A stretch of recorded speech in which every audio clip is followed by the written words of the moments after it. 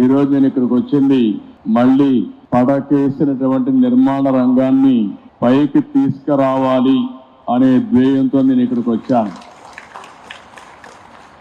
ఒక నిర్మాణ రంగంలో మేము అనేక సార్లు చెప్పాం, 30-40 లక్షల కుటుంబాలు నిర్మాణ రంగం పైన ఆధారపడుతున్నారు.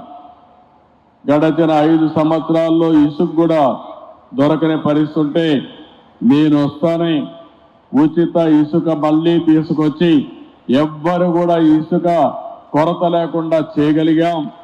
ఎక్కడైనా సరే నేను ఒకటే మిమ్మల్ని కోరుతున్నా, మీకు ఎవ్వరికి ఇసుక దొరకకపోతే నిర్మాణ రంగంలో మీరు దబాయించి తీసుకునే హక్కు ఈ ప్రభుత్వం మీకు ఇచ్చిందని చెప్పి కూడా నేను మీకు తెలియజేస్తున్నా. ఈరోజు ఇక్కడ చూసినప్పుడు ఈ సంస్థ కూడా 1995లో ఏర్పాటైంది.